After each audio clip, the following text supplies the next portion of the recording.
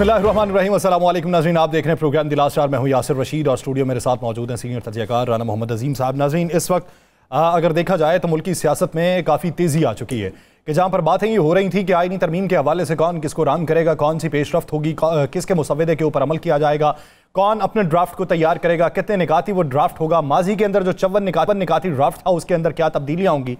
कल जो मुलाकात हुई है उसमें जमीयत उलमा इस्लाम फे ने इस बात की यकीन दहानी करवाई है कि हम अपना ड्राफ्ट तैयार कर लेंगे।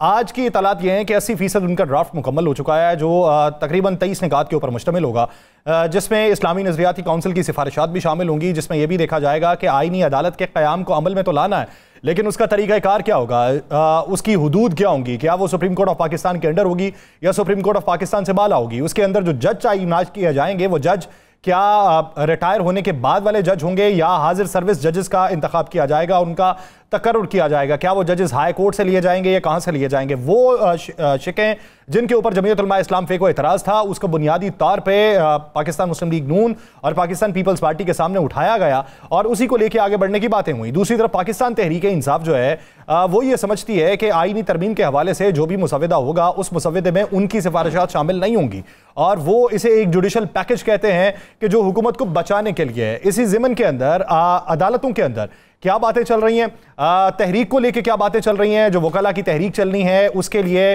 अब तक की क्या प्लानिंग है और वकला तहरीक का लाहेअमल क्या होगा। आने वाले दिनों के अंदर पाकिस्तान तहरीक इंसाफ ने अपने एक लाहेअमल को मुरतब किया है जिसमें शहर भर में जो एहतजाज किए जाने हैं उसको लेके, लेकिन इस ज़मन के अंदर वफाकी हुकूमत भी काफ़ी अलर्ट है। वफाकी हुकूमत ने बाकायदा तौर पे ये नोटिफिकेशन जारी कर रखा है कि एहतजाज नहीं होंगे, ना तो इस्लामाबाद की तरफ होगा। SCO समिट के बाद की बात की जा रही है कि उसके बाद मामला जो हैं वो कोई ना कोई रुख इख्तियार कर लेंगे, किसी तरफ को बेहतरी के लिए होंगे या किसी के लिए मुश्किल में होंगे। अली अमीन गंडापुर ने आज खैबर पख्तूनख्वा असम्बली के अंदर खिताब करते हुए जो बातें की, उन्होंने IG को जो मोर्द इल्ज़ाम ठहराया या IG के बारे में जो अल्फाज इस्तेमाल किए और ख़ुद खैबर पख्तूनख्वा पहुँचने का जो पूरा अहवाल बताया, फिर ये कहा कि अगर किसी को शक है तो वो बाकायदा तौर पे CCTV फुटेजेस देख सकता है। इस ज़मन के अंदर खैबर पख्तूनख्वा से जो इस वक्त इबहाम है वो किस हद तक क्लियर हुए हैं और पाकिस्तान तहरीक इंसाफ की हिकमत अमली इस पूरे मामले को लेकर क्या होगी, इसी बारे में बात करेंगे। राना साहब की तरफ बढ़ते हैं। राना साहब, सबसे पहले अगर आगाज़ किया जाए खैबर पख्तूनख्वा की आज की सूरत हाल से, पाकिस्तान तहरीक इंसाफ के एक रहनुमा और PTI पार्लियामेंटेरियन के एक रहनुमा के दरमियान करप्शन के इल्ज़ामात पे जो धींगा मुश्ती हुई है, मुक्के बरसाए गए, लातें बरसाई गई, फ्लोर पे गिराया गया, ये एक्ट पार्लिमानी सियासत में माजी करीब में तो देखने को मिलता है, कितना मुस्तकबिल तक देखने को मिलता रहेगा। बिस्मिल्लाहिर्रहमानिर्रहीम, अस्सलातु वस्सलामु अलैका या सय्यदी या रसूलल्लाह, अस्सलातु वस्सलामु अलैका या सय्यदी या हबीबल्लाह, ताजदार ख़त्म नबूवत जिंदाबाद जिंदाबाद। अच्छा, मैंने कहा शायद आप कोई ऐसा सवाल कर रहे हैं जो इस पाकिस्तानी कौम को जिसका इल्म नहीं है, या कोई ऐसा सवाल कर रहे हैं जो पाकिस्तान में पहली दफ़ा हुआ है या पूरी दुनिया में पहली दफ़ा हुआ है। अच्छा, ये तो दिंगा मुश्ती हुई मैंने देखी, आपने भी देखी। आपने यूक्रेन की पार्लियामेंट देखी है, बड़ा महोत्सव। हाँ जी, वो तो फिल्मी सीन था, फिल्मी सीन होता है। तो मुझे बताएं इसमें कौन सी हम इस पर क्या हम करें? क्या पाकिस्तान की पार्लियामेंट कौमी असम्बली के अंदर इससे ज़्यादा नहीं हुआ हुआ? क्या पाकिस्तान की मुख्तलिफ सूबाई असम्बलियों में इससे ज़्यादा नहीं हुआ? क्या आपको याद नहीं है कि बाकायदा दुपट्टे फेंके गए, बाकायदा उठा के फेंका गया? क्या आपको नहीं पता कि किताबें मारी गई? क्या आपको नहीं पता? ये देखें, ये सारा कुछ होता है।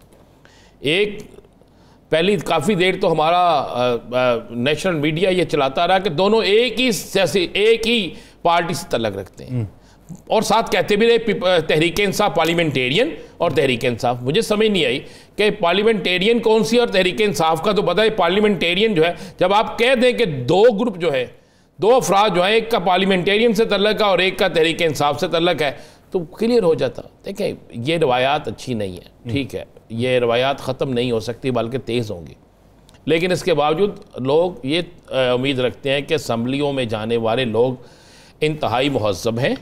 और मैं नहीं कहता कि महज़्ज़ब नहीं है, बिल्कुल वो हमसे भी ज़्यादा महज़्ज़ब है, लेकिन जो काम उन्होंने किए है या जो उनके साथियों ने किया, ये नहीं होना चाहिए। ना कौमी असम्बली के अंदर होना चाहिए, ना सूबाई असम्बलियों में होना चाहिए। लेकिन यासर, आप किस तरह इसको कहेंगे कि ये ठीक है, ये नहीं ख़त्म हो सकता? जिस मुल्क के अंदर कौमी असम्बली की हदूद के अंदर दाखिल होकर अरकान असम्बली को घसीटते हुए पुलिस ले जाए, जिस मुल्क के अंदर जो है वो किसी भी और जगह पर जाकर जहाँ पे नहीं जाने की इजाज़त होती वहाँ पर भी चला जाए, तो फिर आप कहें कि जब कानून नाफज करने वाले इदारे जो है वो ये सारा कुछ कर सकते हैं, तो आप किस तरह तवक्को रखते हैं कि ये अरकान असम्बली ये नहीं करेंगे, इनके हमायती ये नहीं करेंगे? फिर ये तो सारा कुछ चलेगा ना, और इससे भी आगे चलेगा।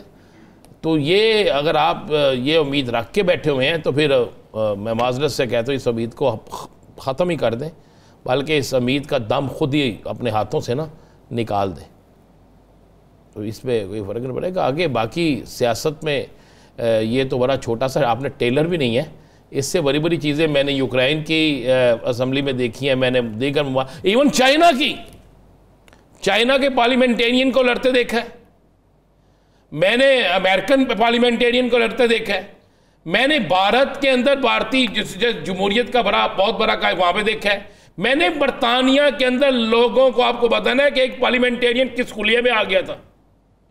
तो क्या बात करते हैं यासिर साहब, ये सारा कुछ तो चलता है। इस पे अब हमें ये सोचना चाहिए कि क्या ये जो सारा कुछ हो रहा है ये ठीक हो सकता है? तो फिर मैं वही जवाब दूंगा, ना ये ठीक हो सकता है ना ये रुक सकता है। इसलिए नहीं रुक सकता, इसलिए ठीक नहीं हो सकता कि सियासी लोगों की सियासी मजबूरियां होती हैं। कोई भी किसी के खिलाफ एक्शन लेने के लिए तैयार नहीं होता, जिसके खिलाफ एक्शन होता है वो कहता गलत हुआ, और जिसके खिलाफ नहीं होता वो आगे इससे ज़्यादा बदतमीजी करेगा। तो ये बड़े राना साहब, इसी असम्बली में आपको पता है ना कि मुस्लिम लीग नून की एक औरत ने, खातून मेंबर ने क्या किया था, जी। पता है ना आपको? तो यार फिर मैंने कि पता नहीं कौन सी मैंने तो आपसे ये पूछा था, मैंने कहा जी हम माजी में भी देखते रहे, अब भी देख रहे हैं, मुस्तकबिल में कब तक देखते रहेंगे? जब तक हमारी जिंदगियां देखते रहेंगे, हमारे बाद हमारे बच्चे देखेंगे, उनके बाद उनके बच्चे देखेंगे, उनके बाद उनके बच्चे देखेंगे, और उसके बाद जिनके बच्चे होंगे वो देखेंगे। ये चलता रहेगा। जिनके नहीं भी होंगे वो भी देखेंगे, हमारे प्रोड्यूसर साहब भी देखेंगे। अच्छा, मेरा सवाल ये है कि अली अमीन गंडापुर साहब का जो किरदार है, उनके किरदार पे मरकूज़ पाकिस्तान तहरीक इंसाफ की तमाम नज़रें मुतमईन हैं या कुछ नज़रें मशकूक भी हैं? बात यह है कि यहाँ पर औलाद बाप से मुतमईन नहीं होती, भाई भाई से मुतमईन नहीं होता, बहुत से लोग बहुत से लोगों से मुतमईन नहीं होते। तो आप 100% ना किसी को मुतमईन कर सकते हैं, तो ना कोई ऐसी चीज़ है। बात यह है कि उस वक़्त तक जब तक अली अमीन गंडापुर को बानी तहरीक इंसाफ का इत्मीनान हासिल है, यासिर साहब जी, मैं 4 चीज़ें करता हूँ। चले, मैं 4 चीज़ें मेरे सामने। क्या अली अमीन गंडापुर पर FIR हुई? दर्जन से ज़्यादा FIR है ना जी। क्या अली अमीन गंडापुर की गाड़ी तोड़ी गई? जी। क्या अली अमीन गंडापुर के लोगों पे पर्चे हुए? तो यार ये जब ये सारा कुछ हुआ है तो इसलिए हुआ है कि अली अमीन गंडापुर या तो काबू नहीं आया, या फिर अली अमीन गंडापुर ने कोई बात नहीं मानी। अगर अली अमीन गंडापुर सब कुछ तय करके आया, सारा कुछ तयशुदा है, जो बड़े बड़े आप जैसे सीनियर, मैं तो एक जूनियर आदमी हूं, आप जैसे सीनियर जो लोग हैं, जब वो दावे करते हैं और बड़े बड़े व्लॉग भी करते हैं और उसमें कई तो नाश्ते भी करा देते हैं और कोई पता नहीं क्या क्या करवा देते हैं, तो फिर भाई मैं तो एक जूनियर सा आदमी हूँ और मैं तो जो देखता हूँ वो बयान कर देता हूँ, उसमें सच झूठ क्या है वो आपने निकालना है, आप लोगों से मैं सीखता हूँ। बात यह है कि जूनियर है, ठीक है, मैं सदके जाऊँ सर। साहब बात यह है कि आज की तकरीर के बाद उसने सारे सबूत दे दिए हैं। मेरे पास उस DPO का नाम भी है जिनको उन्होंने जिक्र किया कि नाम नहीं लेना, सारे सबूत उन्होंने दे दिए हैं। उन्होंने जिन जिन टूल प्लाजों से निकले हैं उनकी तस्वीरें भी मौजूद होंगी ना, ठीक है। अब जो लोग ये कह रहे थे, मैं चैलेंज कर रहा हूं, अब जो लोग वो ये बात कह रहे थे कि जनाब ये वहां पे नाश्ता करके इतने बज के इतने मिनट पे गए, उन्होंने अपनी गाड़ी मैंने फिर पहुंचा दिया। अब उन्होंने वो सारे रूट, वो सारे रास्ते, वो सारी उसने के कैमरों की फुटेजेस, हर चीज मौजूद है। अब तो साबित उन लोगों ने करना है जो लोग कुछ और बात करते थे। और उसके बाद बात है हमारा ईमान है ना, हमारा ईमान, हमारा यकीन है कि जो कसम देता है हमें उस पर यकीन करना चाहिए। बड़ी सीधी सी बात है और ये होता है। देखें, ये पहले 3 दिन लड़ाई थी कुछ और, अब लड़ाई चल रही है सोशल मीडिया पे। अब तहरीक इंसाफ को तकसीम करने की और कुछ लोग तहरीक इंसाफ को इकट्ठा करने की। अब देखना यह है कि तहरीक इंसाफ तकसीम होती है या इकट्ठे होती है। मैंने आज एक तहरीक इंसाफ के बहुत सीनियर तरीन जुम्मेदार से पूछा इस तकरीर के बाद, उसने एक लफ्ज़ कहा यासर, उसके बाद उसने कहा राना अजीम, दो चीज़ें आप नोट कर लें। नंबर एक, इस तकरीर में सबूत है, इस सबूत को गलत साबित कर दे तो हम कहेंगे ये गलत है। दूसरा उसने कहा, बात सुनो मेरी भाई, लोग वहां गए हैं कैदी नंबर 804 के लिए, लोग निकलते हैं कैदी नंबर 804 के लिए। जब लोग कैदी नंबर 804 के लिए निकलते हैं तो फिर उनको इस बात की अहमियत नहीं होनी चाहिए कि यासर वहां पहुंचा कि नहीं पहुंचा, राना अजीम वहां पहुंचा कि नहीं पहुंचा, वहां पर कोई और पहुंचा कि नहीं पहुंचा। उनको यह गर्ज होनी चाहिए हम किसके लिए निकले हैं और हमने किसके लिए निकलना है। उसने कहा बस सीधी सी बात है। उसने कहा जी हमारे ग्रुप में जो बहस होती है उसमें अब ये फाइनल हुआ है बहस के बाद कि भाई नहीं, अगर तो हम उसके साथ हैं जिसके लिए हम निकल रहे हैं कैदी नंबर 804 के साथ, तो फिर हमें किसी पे गिला, किसी पे शिकवा नहीं करना। दूसरी बात है यासर साहब, वो पहुंचा ना डी चौक, बस खत्म होगी बात। फिर उसके बाद आगे क्या रह जाता है, आगे रह क्या जाता है मुझे बता दें। तो और कोई बात है, आपने अभी बात की है कि मौलाना साहब की वो सारी मामला तय हो गए हैं। यार अभी चलने तो दें, अभी 23 निकात तय क्या हुए हैं, अभी तो उनके निकात आएंगे तो पता चलेगा। मैं वो अर्ज कह रहा हूँ, अभी चलने तो दें। अभी तो आगाज़े मोहब्बत है, अभी तो आगाज़े मोहब्बत है और आप देखेंगे इंतहाई नफ़रत भी होगी। इस आगाज़े मोहब्बत के बाद ना इंतहाई नफ़रत भी होगी। मैं ख़बर दे रहा हूँ आपको, एक बड़ी अहम तरीन शख्सियत ने यह बात कही, हुकूमती शख्सियत ने, उसने ये बात कोड की है। उसने कहा जनाब एक हमारे साथ हाथ हुआ था मौलाना साहब की तरफ से, एक वक्त आ लेने दे, मौलाना साहब के साथ भी हम हाथ करेंगे। तो मौलाना साहब को सोचना होगा कि मौलाना साहब के साथ पहले भी हाथ हो चुका है इलेक्शन में, और मौलाना साहब अगर दोबारा हाथ करवाना चाहते हैं तो उनकी मर्जी, और अगर मौलाना साहब नहीं करवाना चाहते तो फिर अवामी पज़ाराई जो मौलाना साहब को मिली है, मैंने कहा था ना कि अब वहाँ पर भी अर्के गुलाब की तरह नाम लिया जाता है जहाँ पर कभी नाम नहीं लिया जाता था। ये खुद मौलाना साहब ने कहा कि अवाम की नब्ज़ है ये, और अवाम ने हमें अप्रिशिएट किया है। और आप उन दिनों में देखें कि 8 सीटें नहीं थी, 8 सीटों की बात नहीं थी, 265 सीटों से ज़्यादा ताकत जो थी मौलाना साहब को अवामी मिली। तो ये तो बड़ी क्लियर सी बात है ना। तो साथ में अभी आगाज़ है, मैं परेशान हो जाता हूँ यासर साहब, आप जैसे सीनियर लोग जब क्या फैसला टिकर चला देते हैं ना, क्या सोच के नहीं मैं बता रहा हूँ, मैं सीखना चाहता हूँ ना। जब टिकर चल जाते हैं ना सुबह टीवी पे, हमें भी सो के उठ जाते हैं फौरी तौर पे। वो मौलाना साहब मान गए, शरायत पे एग्री हो गए, सारा मुआहिदा फाइनल हो गया, यही टिकर चलते रहे ना आज बड़े बड़े टीवी पे। आपसे ऐसे सीनियर लोग जो है नहीं, मुझे आप मिनहा करके बात करें सर। चले मैं सॉरी, आपको बुरा लगा, मैं तो सीनियर को इज्जत देता हूँ ना, ठीक है। मैंने ना रखो सर, तुझे सिखाते वो कहते हैं तुझे मेरी तरफदारी करनी ही नहीं। ओके ठीक है, तो मैं मुखालफत भी आपकी नहीं ना कर सकता यासर साहब, मैंने लिफ्ट भी आपसे लेनी होती है, क्या करो। तो बात यह है कि कर दिया लोगों ने, हम मीडिया में डिसीजन भी करके बैठ जाते हैं और पता उस वक्त लगता है जो गल सारी उल्टी हो जाती है, पता की करना है मेरा सी नहीं अचानक हो गया, पहले तय हो गया सी फलाना पे आया ना, फिर इंज हो गया। मैं आपको बता रहा हूँ, आपने खुदा की कसम, मैं कसम खा के ये इसलिए कह रहा हूँ कि हम लोगों पे बड़ी बड़ी जिम्मेदारियां हैं। सहाफी जो होती, सहाफत एक पैगंबरी पेशा है। हम झूठ बोलेंगे, लोग झूठ की तरफ जाएंगे, हम नफरत फैलाएंगे, लोग नफरत की तरफ जाएंगे, हम अच्छाई फैलाएंगे, लोग अच्छाई की तरफ जाएंगे। तो हम अपना चूरन बेचने के लिए क्यों गलत बयानी करते हैं? हमें उससे ग्रेस करना चाहिए। मैं अपने से शुरू करता हूँ ना, उससे ग्रेस करना चाहिए। अब आपको तो मैंने कह रही कुछ नहीं, मैं अपने से करना, मैंने अपने चूरन के लिए किसी की कुल्फी खराब नहीं करनी, नहीं करना, साड़ी कुल्फी तो वैसे नहीं खराब करनी चाहिए।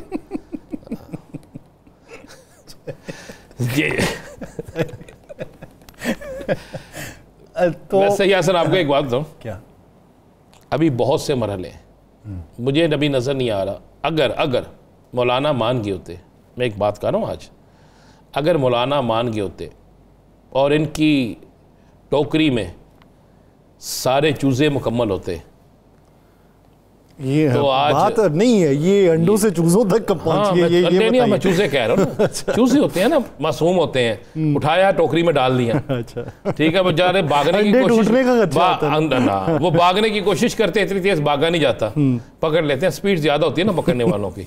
तो बात यह है कि अगर इनके चूजे मुकम्मल होते तो आज स्पीकर सब दोबारा खात ना लिखते, आप गौर करें ना ज़रा, अगर इनके चूज़े मुकम्मल होते तो स्पीकर साहब आज ये ख़तरा लिखते जनाब फौरी तौर पे जो महसूस नशिस्तें हैं उनकी दोबारा अनाउंसमेंट करें जनाब, वो हमें दें, हमारा हक बनता है। पता नहीं हक कितों बनता है, मुझे तो यही समझ नहीं आती कि हक 1 मिनट से पहले हम रख लेते हैं।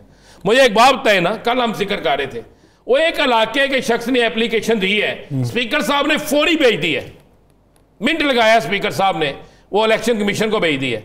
कल मैं लिख देता हूं एक कि जनाब स्पीकर साहब आप इलेक्शन लड़ने के लिए अहल नहीं है, तो क्या स्पीकर साहब उस पर भी भेजेंगे? यासर साहब क्या भेजेंगे उसे? ये जो आज मोहम्मद अली दुरानी साहब ने कहा ना कि इतनी नफरत पैदा ना करें कि मोहब्बत का दरिया भी आप ले आए तो नफरत जो है वो खत्म ना हो, ना करें पैदा, ना करें, बांटे आपस में मोहब्बत, खत्म करें नफरत की इन चीजों को। सियासत में इलेक्शन लड़े, सियासत में जो हो सकता है वो करें। ये आपने क्या कर दिया, इलेक्शन कमीशन को आपने रेफरेंस भी भेज दिया कि ये लीजिए इलेक्शन कमीशन इस पे एक्शन ले। और भाई आपको पता ही नहीं है कानून क्या उसके खिलाफ एप्लीकेशन देने वाला शख्स उसके मुखालिफ उम्मीदवार था तो उसके लिए रास्ता था भाई, उसके लिए जगह थी, वो इलेक्शन ट्रिब्यूनल में जाता, वो बाकी जगहों में जाता। इतनी कौन सी जल्दी थी, इतना कौन सा, ये आपने क्या पैगाम दिया है कि और 6 तरह से दिलाएंगे, आप फौरी तौर पे इलेक्शन कमीशन को भेज देंगे और इलेक्शन कमीशन उसे नाअहल करार दे देता है या कोई ऐसी चीज़ कर देता है, तो उसके बाद का जो अमल होगा, जो उसके हमायती होंगे जिन्होंने उसे करोड़ों या लाखों या हज़ारों वोट दिए हैं, तो वो क्या करेंगे? आप उनकी तौहीन कर रहे हैं, आप उनकी तजलील कर रहे हैं, आप उनको रुस्वा कर रहे हैं कि जाओ भाई हम नहीं मानते तुम्हारी चॉइस को। तो क्या फिर वो लोग जिनकी चॉइस को आप नहीं मानते वो आपकी चॉइस को मानेंगे, वो आपकी बात को मानेंगे?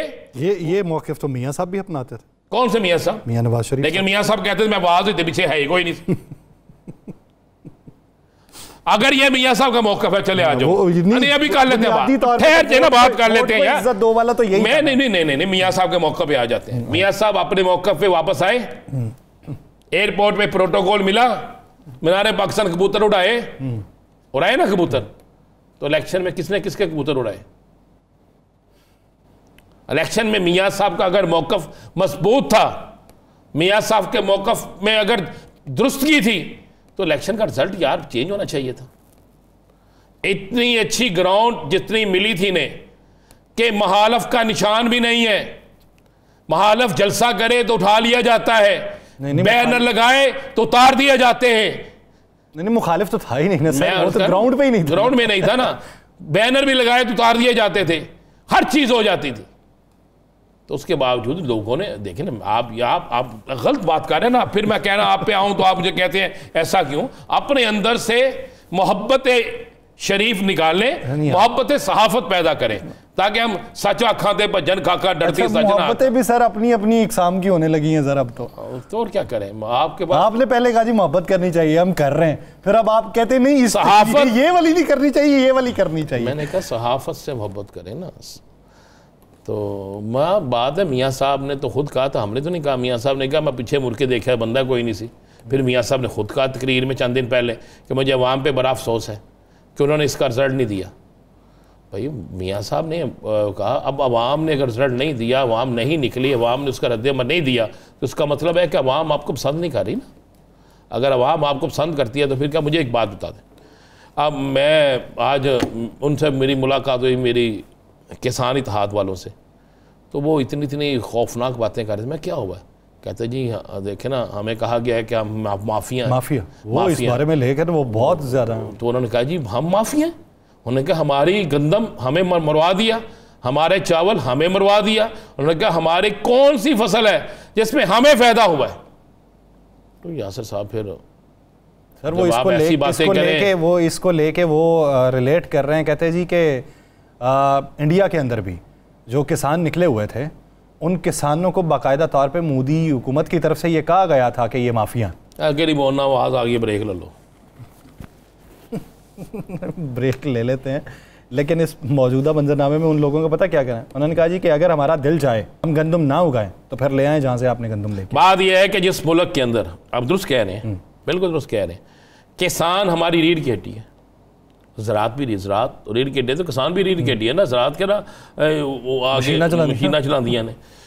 बात यह है कि आप उसको भी माफिया कहें, आप अपने सियासी मुखालफिन को भी माफिया कहें, आप हर उस शख्स को माफिया कहें जो आपको अच्छा ना लगे। इस वक्त में एक तरफ आप किसान को माफिया कह रहे हैं, दूसरी तरफ आप कहते हैं हम तो किसान कार्ड लेके आ रहे हैं, तो आप फिर माफिया के लिए कार्ड लेके आ रहे हैं, या फिर आप फैसला करें कि आप गलत हैं, आप फैसला करें कि आपको लिख के दी थी जिसने तकरीर या जिसने आपको ब्रीफ किया वो गलत है। किसान माफिया नहीं है, किसान से मजलूम इस पाकिस्तान में कोई नहीं है। जो बेचारा कभी किसान, आप भी किसान, मैं भी उसी घराने लग रखता हूं, कभी सोचे कि किस तरह वो गंदम जिसकी रोटी हम खा रहे हैं किस तरह वो बेचारा करता है। वो धूप देखता है, वो छांव देखता है, वो सर्दी देखता है, वो गर्मी देखता है, उसके घर में रोटी पके ना पके वो उधार लाकर पानी भी देता है, उधार उठाकर सब कुछ करता है। हर किसान जो है मकरूज है, इसलिए मकरूज है बेचारा। अब ज्यादा मकरूज हो गया कि जब आपने उसकी गंदम कोरियों के भाव कर दी, जब आपने उसका चावल का रेट खत्म कर दिया, जब आपने उसकी हर सब्जी से लेकर हर चीज का रेट जो है करके आप, हाँ आप किसको कहते हैं माफिया? आप माफिया कहते उन लोगों को जो इनसे खरीदते हैं, जो स्टॉक करने वाले हैं। लेकिन की करिए, और जो ताड़े अपने वाले ने, तो इस वजह से वो तशरीहात आपकी गलत हुई। जो बात आप कहते हैं कि कोई गलत कर गया तो वो ठीक करनी है, तो उन्हीं तशरीहात को सही करते करते आपने कुछ और गलत कर दिया, जिसका इदराक आपको होना चाहिए। एक ब्रेक लेते हैं, ब्रेक के बाद वापस आएंगे। इसी सियासी मंजरनामे में बात होगी, कहीं नहीं जाएगा। Stay with us.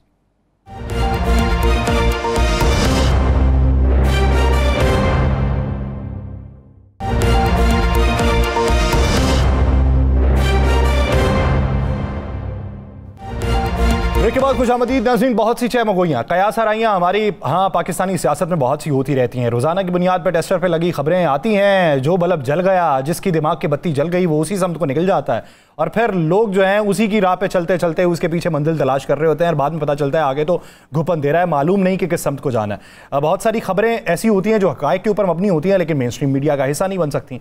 लेकिन कुछ चीज़ें जो हैं वो सीना बसीना पहुँचती हैं, और उनके अंदर हक़ाइक़ कितने होते हैं या मफरूज़ात कितने होते हैं, इसी बारे में बात करेंगे।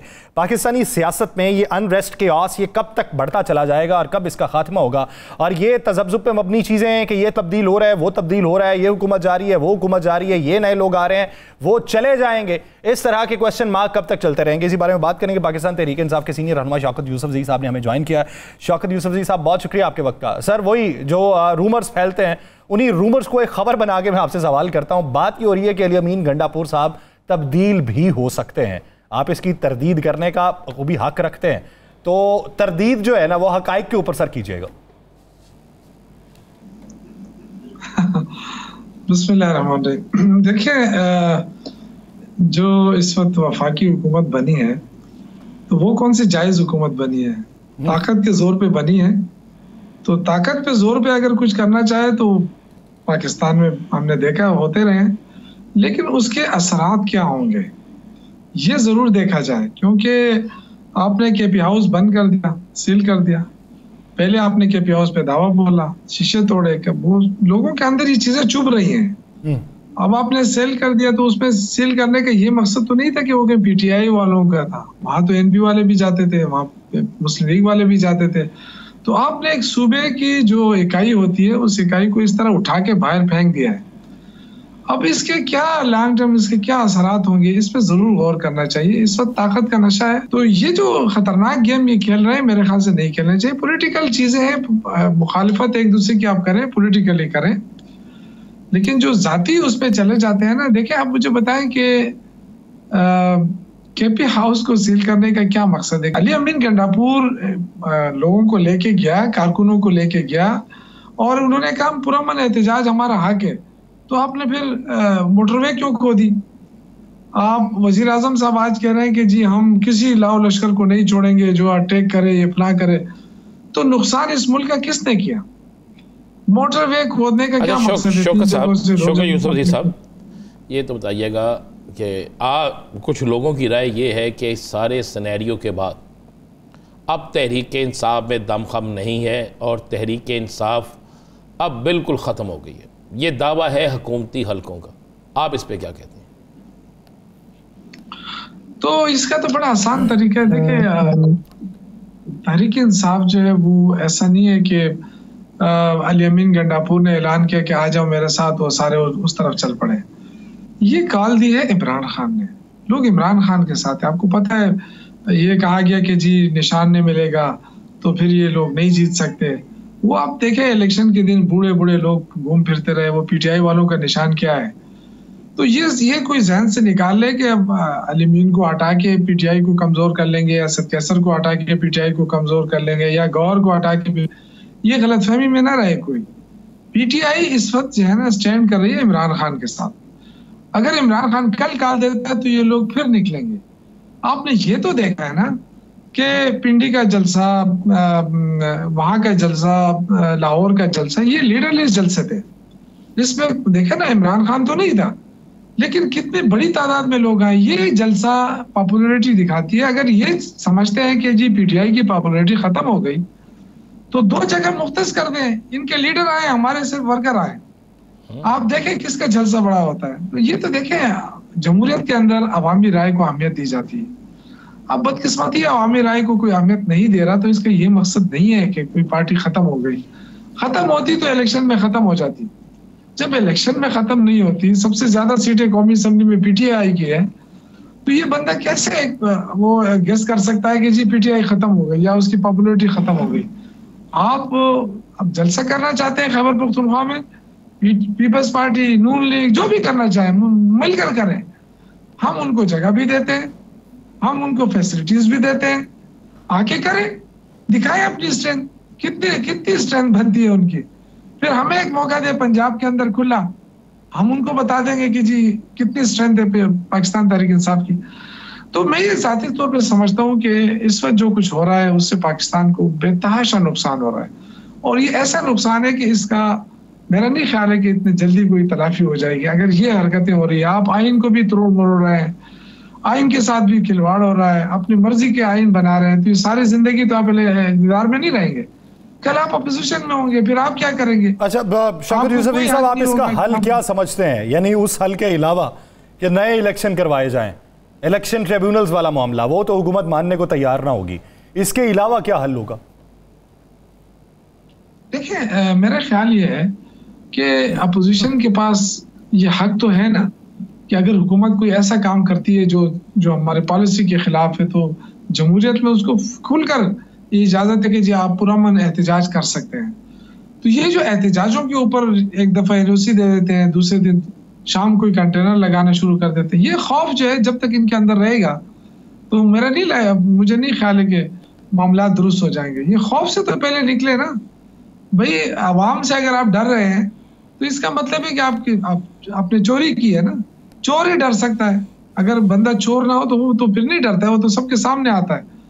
तो गवर्नमेंट के अंदर जो खौफ है ना, वो जब तक नहीं निकलेगा, आप बातचीत नहीं करेंगे, आप किसी का हक तस्लीम नहीं करेंगे, और ये जो गैर जरूरी तौर पे तरामीम का आगाज किया गया, ये इस तरह के फैसले वापस नहीं लेंगे तो मुश्किलात रहेंगी। मैं ये कह रहा हूँ, देखिए ये सिर्फ पीटीआई का इशू नहीं है। कोई ये समझ रहा है कि पीटीआई का इशू है। अगर इलेक्शन कमीशन मजबूत होता है और गैर जानिबदार होता है तो उससे पाकिस्तान मजबूत होगा। फेयर एंड फ्री इलेक्शन जरूरत है पाकिस्तान की। अगर वो कहते हैं कि जी 2018 में भी ऐसा हुआ है तो तब भी गलत है, 2013 में ऐसा हुआ है तब भी गलत है, उससे पहले हुआ है तब भी गलत, हम तो उसको सही नहीं कह सकते। मैं ये कहना चाहता हूँ कि एक पॉलिटिकल वर्कर के तौर पे कि खुदा के लिए इदारों को कमजोर ना करें और इदारों को इस्तेमाल ना करें। इस वक्त इदारे इस्तेमाल हो रहे हैं और जरदारी फैमिली और शरीफ फैमिली अपना गुस्सा निकाल रहे हैं, क्योंकि ये पहले चैलेंज करते थे कि ये टांगा पार्टी है, आज वो दोनों मिलकर भी मुकाबला नहीं कर पा रहे हैं पीटीआई का। अच्छा शौकत साहब, एक शोर मचा हुआ है सुबह से, आपकी सियासी राय लेना चाहते हैं और आपकी सियासी राय बड़ी अहमियत रखती है, मैं जानता हूँ आप बड़ी गहराई से करते हैं, कि मौलाना फजलुर रहमान साहब को हुकूमत ने मना लिया है। सुबह से आपने देखी होंगी बड़े बड़े चैनल्स पे ब्रेकिंग न्यूज़ भी चल गई और बड़ा कुछ हो गया। आप समझते हैं कि मौलाना साहब हुकूमत के साथ चले जाएंगे? देखिए उनके पास दो ऑप्शन है ना, या तो अगर वो फ्यूचर में सियासत करना चाहते हैं तो वो नहीं जाएंगे, और अगर वो अपनी सियासत को दफन करना चाहते हैं चले जाएंगे। और इस तरह माजी में आप देखें कि पीडीएम के साथ जब ये चले हैं तो इनको इतना नुकसान हुआ है कि इनकी जो थोड़ी बहुत अक्सरियत थी खैबर पख्तूनख्वा में वो भी ख़त्म हो गई। और अगर ये दोबारा वहाँ जाएंगे तो मेरा नहीं ख्याल है कि जो गिनी चुनी सीटें लिए फिर तो कोई बलूचिस्तान से भी सीट नहीं देगा। नहीं, आपका ख्याल क्या है? आपके पास इंफॉर्मेशन क्या है? चलें, ये इंफॉर्मेशन क्या है? कुछ तय हो रहा है, नहीं हो रहा? देखिए, मौलाना फजलुर रहमान साहब आपको पता है कि अनप्रेडिक्टेबल वो है, और हमेशा से यही होता रहा है कि वो एक चीज पे वो कह देते हैं ऐसा नहीं होता है, लेकिन फिर जब कोई चीजें ऑफर हो जाती हैं तो वो अक्सर मान भी लेते हैं। तो इस दफा तो हमें पूरी उम्मीद है कि वो इस तरह नहीं करेंगे, क्योंकि उनका सिर्फ जात का मसला नहीं है, उनकी पार्टी का मसला भी है। ये मैं आपको बताऊं कि एक बहुत ही मतलब सीनियर उनके पार्टी का बंदा था, वो जब मेरे से गुफ्तगू कर रहा था और वैसे मजाक में हम लगे थे, तो उसने कहा कि आपको पता है कि मौलाना फजलुर रहमान साहब क्यों मान गए कि वो तारिक साहब के साथ इस वक्त टसल नहीं लेना चाहते? तो मैंने कहा बताएं। तो उन्होंने कहा कि हमारी अपनी जो शूरा की मीटिंग थी, उस मीटिंग में अक्सरियती लोगों ने कहा कि मौलाना साहब आप इमरान खान की मुखालफत छोड़ दें, वरना हमारे जो अपने यंगस्टर्स हैं अपने घरों में वो भी आपको वोट नहीं कर रहे हैं, वो भी चुपके से इमरान को वोट कर रहे हैं। तो ये हमारे जो हर साल अक्सरियत आ रही है जवानों की, तो वो तो इमरान खान की अक्सरियत आ रही है। उसमें अगर हम इमरान खान के खिलाफ बात करेंगे तो वो हम बहुत पीछे रह जाएंगे। तो उसकी बुनियाद पे फैसला हुआ कि आज के बाद इमरान खान के खिलाफ वो कोई ऐसी लूज गुफ्तगू नहीं होगी। तो हमने भी करना छोड़ दिया, क्योंकि ये तो सियासी बातें हैं।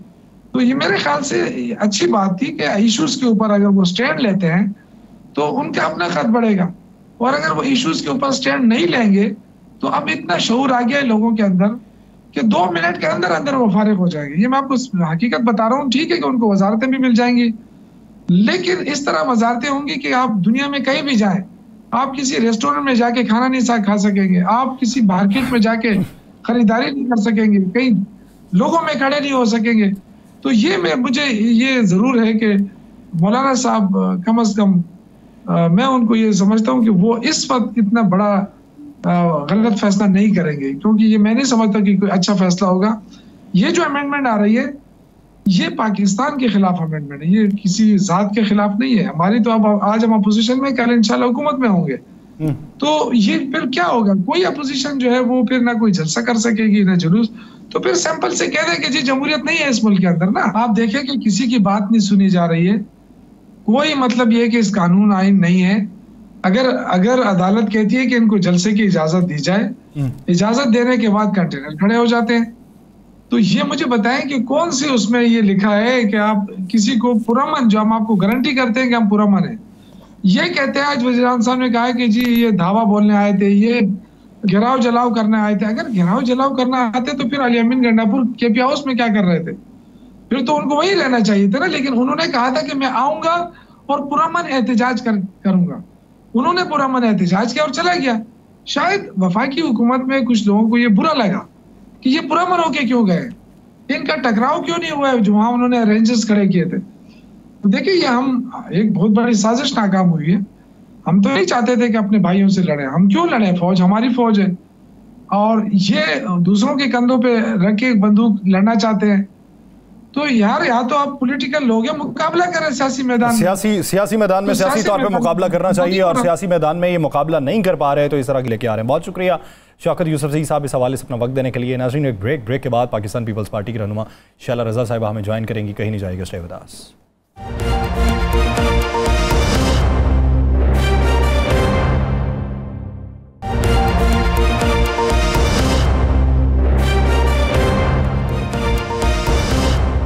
ब्रेक के बाद खुशामदीद नाज़रीन। कल ऐवान सदर के अंदर होने वाली मुलाकात, उस मुलाकात का तसलसल किस हद तक बरकरार रहा है?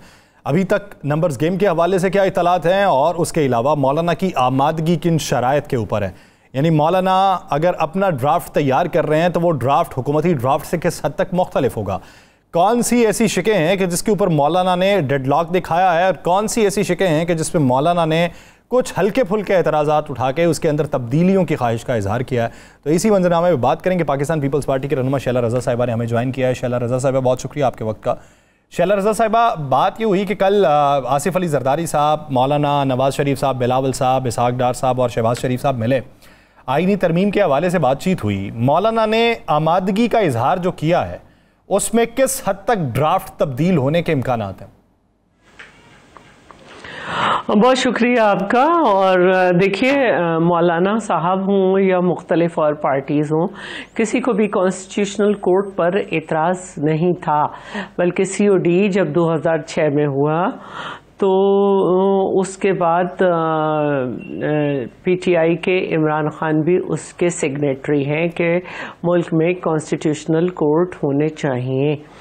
अब क्योंकि PTI का एक तरीक़ाकार है कि वो पर्सनालिटी टारगेट करते हैं और काजी फाइज ईसा के आने से पहले उन पर रेफरेंस किया। इसके अलावा ये कि मुख्तलिफ इस तरह की बातें, अगर जरदारी साहब पे मुकदमे खोले गए तो उन्हें सिंध में नहीं चलने दिया जाएगा, तो ये इस तरह की हरकतें ये करते हैं। तो इन्होंने अपने तौर पर ये समझा कि ये कोई काजी ईसा साहब के लिए जो है अमेंडमेंट्स हो रही हैं और इनका काम क्योंकि एक खलल डालने वाली है तो इन्होंने इस पे शोर मचाया। जहाँ तक बात है मौलाना साहब की, मौलाना साहब को जब दिया गया था मसवदा तो उन्होंने कुछ उस पर रात में एतराज़ किए थे। तो उसमें कहा गया था कि सुबह को जैसे आप चाह रहे हैं उस तरह अमेंडमेंट हो जाएंगी, लेकिन उस तरह अमेंडमेंट नहीं हुई और उस दिन वो पेश नहीं हो सका। और फिर यही बात हुई कि सेकेंड डे चेयरमैन खुद गए उनके पास और फिर उसके बाद ये डिसाइड हुआ कि हुकूमत के मुसवदे में भी मौलाना साहब चाहें तो उसमें अमेंडमेंट कर दें और अगर अपना खुद मुसवदा बनाना चाहते हैं तो वो भी दे दें। और हुकूमत का जो मुसवदा था उसमें 3 शिक़े जो थी उसमें कुछ अमेंडमेंट्स की गई थी, जिसमें article 8, article 51, article 106।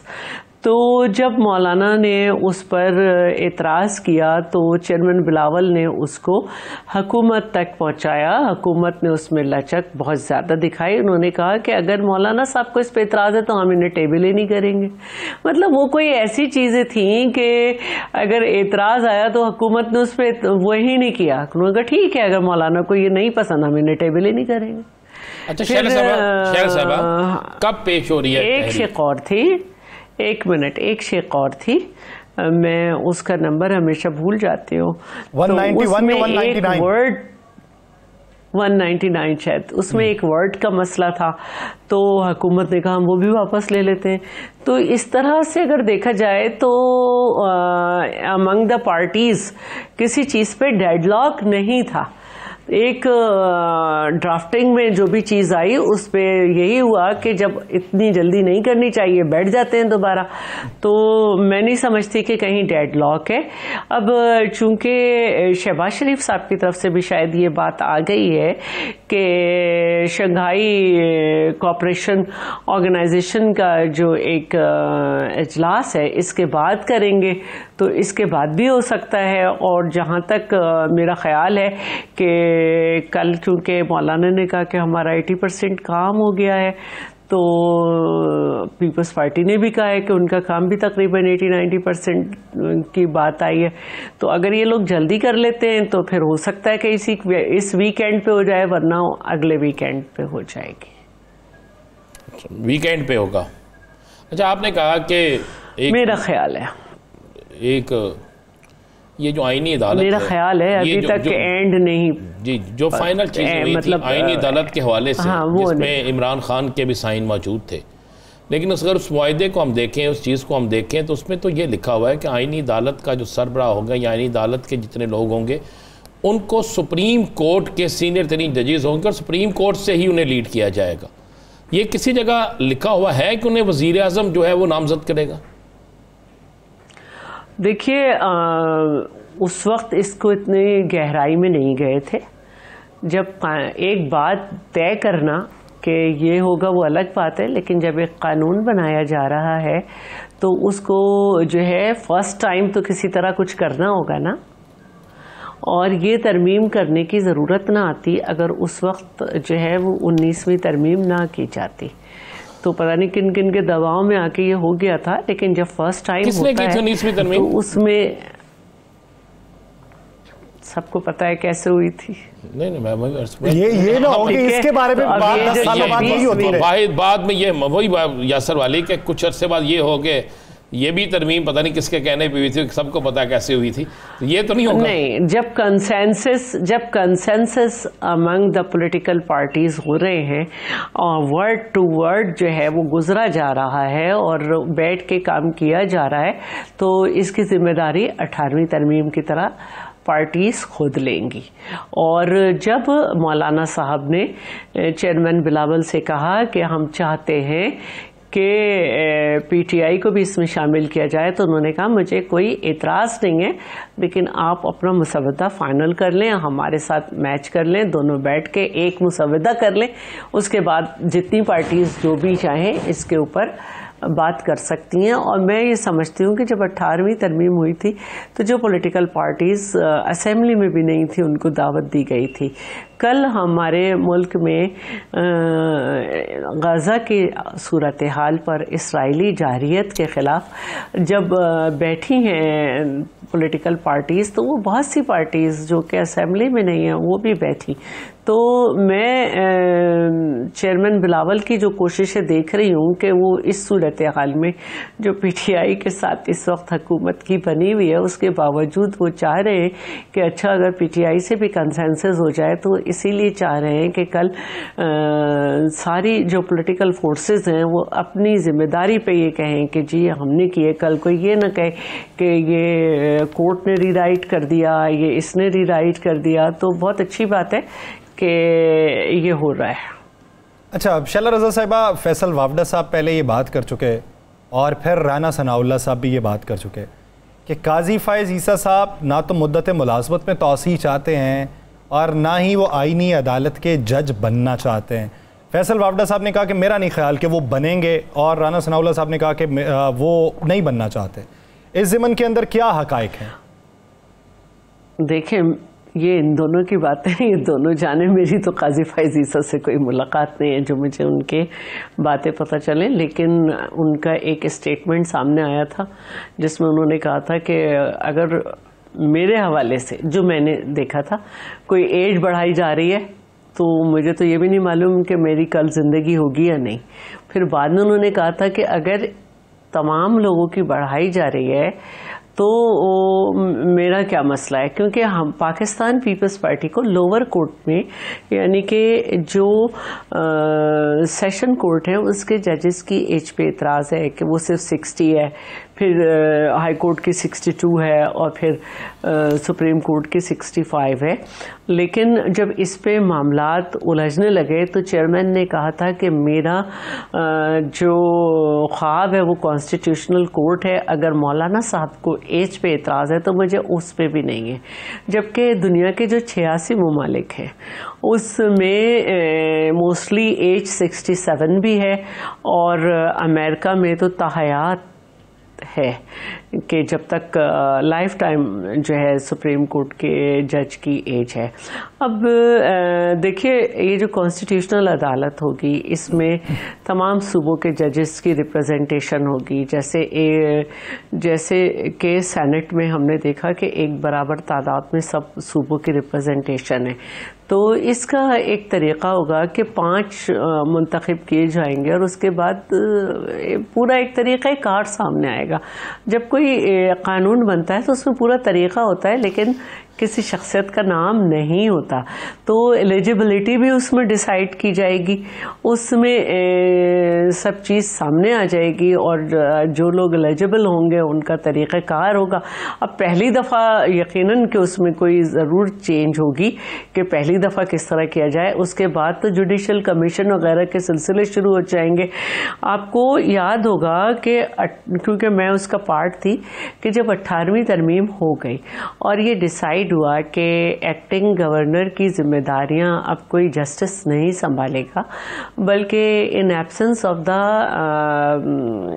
Governor speaker और डिप्टी स्पीकर जो हैं वो बिल तरतीब कि अगर स्पीकर भी नहीं है तो डिप्टी स्पीकर गवर्नर होगा, और अगर गवर्नर नहीं है तो स्पीकर जो है वो गवर्नर होगा। तो ये जो कहते हैं कि हिकअप्स आ रहे थे आइन में, तो फिर मुझे अच्छी तरह याद है कि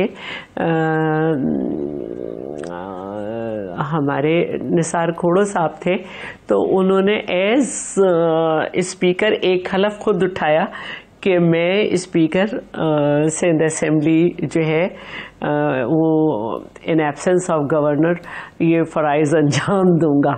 तो जब पहले मरहले होते हैं उसमें कुछ पहले स्टेप्स इस तरह के होते हैं, लेकिन हमने तो साहिबा ये भी देखा ना, चले आपने वो मराहिल पूरे कर लिए, उस वक्त वो वापस ले ली गई, लेकिन हमने तो निगरान हुकूमतों के अंदर रिटायर्ड जजेस देखे हैं। बिल्कुल, ये सारा होता रहा है। अब आहिस्ता आहिस्ता सिस्टम, देखिए हर चीज़ अभी तक हमारे मुल्क में परफेक्ट नहीं हुई, आइन में भी मसाइल हैं, और ये वो बातें हैं जो चेयरमैन बिलावल भी बार बार कह रहे हैं कि आइन में भी बड़े मसाइल हैं, पार्लियामेंट भी मसाइल में है, जुडिशल भी मसाइल में है, जुडिशरी भी मसाइल में है। मसलन आप ये देखें कि हम बार बार ये कह रहे हैं कि शहीद जुल्फ़िकार अली भुट्टो का मुकदमा जो है वो 44 साल में उसका फैसला आया, इससे बड़ी क्या बात होगी। हम जब बार बार ये कह रहे हैं कि हमारे मुल्क में दहशतगर्दी के मुकदमात जो हैं ये अदालतें इतनी स्ट्रांग नहीं है कि ये चला सके, तो हमें कहीं से तो सही करना होगा ना, और उसमें ओनरशिप हम तो यही चाहेंगे कि पॉलिटिकल पार्टीज की आए। अब अगर पॉलिटिकल पार्टीज इस तरह से हो जाएं कि कल एक नेशनल कंसेंसस की बात थी, कोई इंटरनल पाकिस्तानी मामला नहीं था, लेकिन उस पे भी अगर एक पॉलिटिकल पार्टी नहीं बैठे तो फिर क्या किया जा सकता है। लेकिन हमारे ये तो बताइएगा जरा, साथ बैठे क्या मसवदे में ये बात फाइनल होगी हुई है कि 5 जजेस के नाम रखे जाएंगे और उनमें से चीफ जस्टिस एक मुंतखब किया जाएगा? देखिए, बात तो अभी तक यही आ रही है, लेकिन फिर वही बात है कि जब तक हमारे सामने कोई चीज़ नहीं आ जाती हम उसको क्या करें। एक चीज़ जो कि गवर्नमेंट ने अपनी कैबिनेट से भी नहीं पास कराई थी, वो इतनी फैल गई कि उसमें जो बहुत सारी बातें नहीं भी थी वो भी फैल गई, और पता नहीं कितनी कॉपीज मुसवदे की फिर सर्कुलेशन में आ गई। तो मैं ये समझती हूँ कि ये आइन इस मुल्क के सियासतदानों ने बनाया है, इस मुल्क के सियासतदानों ने 18वीं तरमीम की है। इस मुल्क के आइन को जब भी बिगाड़ा डिक्टेटर्स ने बिगाड़ा और अदालत ने उसको लेजिटिमाइज किया, तो बेहतर है जब आप कहती हैं कि वो बातें इतनी फैली और उनको देते, उनमें वो भी नहीं थी जो देते ना ये काम। चले मैं मानता हूँ इस बात को। आप कह रही हैं कि वो फिर बातें इतनी फैली कि जो नहीं भी थी वो भी आ गई और कॉपीज उसकी मुख्तलिफ हो गई। इस बात का अंदाजा नहीं लगाया जा सका कि कॉपीज मुख्तलिफ की किसने, क्योंकि वो बड़ी पार्टीज के पास पहुंची हैं, किसी छोटे मोटे बंदे के पास नहीं थी। अब देखिए, मैं इसमें इसलिए ज़्यादा नहीं कह सकती कि जब मुझे यही नहीं पता कि असल में क्या क्या था, तो मैं उसको या आप या कोई क्या कह सकता है, क्योंकि कोई भी ड्राफ्ट जो होता है हुकूमत का वो उसका एक प्राइवेट डॉक्यूमेंट होता है, और अंटिल अनलेस उसकी कैबिनेट ना पास कर दे तो बजट भी नहीं आता है उस वक्त तक गवर्नमेंट के मेंबर्स के पास। तो इसलिए हमें जो है जब सियासतदान की नीयत को शक किया गया वो गलत ही रहा। और आज भी आप देखें कि नैब जो है वो किसी को मुतमईन नहीं कर सका, और नैब के ऊपर सबसे ज़्यादा बोलने वाले जैसे ही नैब के अमेंडमेंट्स को हमने सही किया उनको फ़ायदा पहुंच गया। तो एक कानून जो होता है वही सबसे अच्छा होता है जिसमें ज़्यादा से ज़्यादा कंसेंसस हो, और वही परफेक्ट कानून होता है जो बच्चे बूढ़े औरत मर्द सबके लिए जो है फ़ायदेमंद हो। शहरा साहब सिर्फ ये बता दें, अब जब मसवदा तैयार होगा वो सबको भेज दिया जाएगा या उसको भी एंड टाइम पे दिखाया जाएगा? अब तो सब मिलकर ही तैयार कर रहे हैं, और पहले भी मैंने आपसे कहा कि रात में सैटरडे की रात में जो अमेंडमेंट थी जिस पे इत्तफाक हो गया था कि सुबह होनी है, उसकी ड्राफ्टिंग के वक्त वो सही नहीं हो सकी, अदरवाइज इतना बड़ा डेडलॉक न आता, और उस वक्त भी यही डिसाइड किया गया कि आज नहीं। इसीलिए तो अगर डेडलॉक होता तो second day, very second day chairman मौलाना से ना मिलते, बल्कि मौलाना साहब कह देते कि जाओ हाँ ठीक। वो इस ज़मन के अंदर अब हर जो जमात है वो अपनी अपनी सिफारिशात लाएगी और फिर एक फ़ाइनल ड्राफ्ट तैयार होगा। बहुत शुक्रिया शैला रज़ा साहिबा इस हवाले से अपना वक्त देने के लिए। नाज़रीन टाइम का वक्त ख़त्म हो जाता है, मुझे और राना साहब को दीजिए इजाज़त। अपना बेहद ख्याल रखिएगा, मुलाकात होगी कल। अल्लाह निगहबान।